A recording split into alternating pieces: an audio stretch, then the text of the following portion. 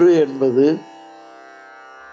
அரசர்கள் அந்த காலத்திலே மூவகையான ஒற்றர்களை வைத்திருப்பார்கள்.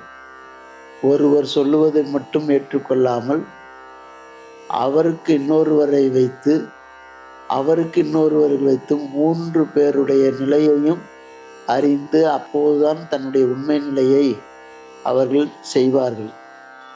அந்த ஒற்றர்கள் சொல்லுவதை கேட்டுதான் ஒரு நல்ல முடிவு எடுப்பார்கள். தேரான் தெளிவும் தெளிந்தார்க்கண் ஐயுறவும் தீரா இடும்பை தரும். எப்படியெல்லாம் அவர்கள் தேர்ந்தெடுப்பார்கள் என்று பார்க்கின்ற போது அறம் பொருள் இன்பம் உயிரெச்சம் 4ம் திறந்தறிந்து தேடப்படும் என்று வள்ளுவர் காட்டுவார்.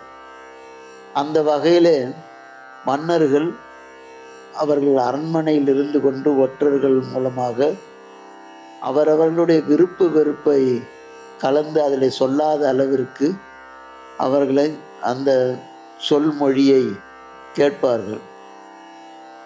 ஆனால் அதை கேட்காமல் எவ்வளவு இடித்துரைத்து சொன்னாலும் கூட அதை கேட்காமல் இருப்பது ஒரு நல்ல மன்னருக்கு அழகல்ல.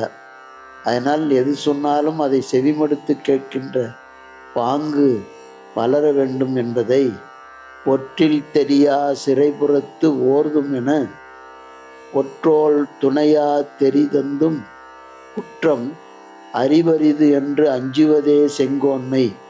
ஆகா, இப்படி ஒரு தப்பு நடந்து விட்டதே என்று அஞ்சுவதே செங்கோன்மை. ஏன்னா பாண்டிய மன்னனுடைய நிலையிலே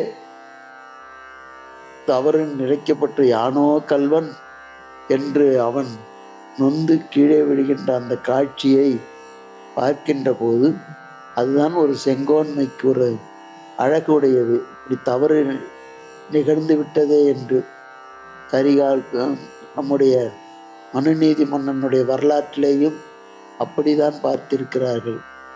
செங்கோன்மை சென்று முறையிடினும் கேளாமை என்று குமரகுருபரர் நீதிநெறி விளக்கத்திலே காட்டுகின்றார்.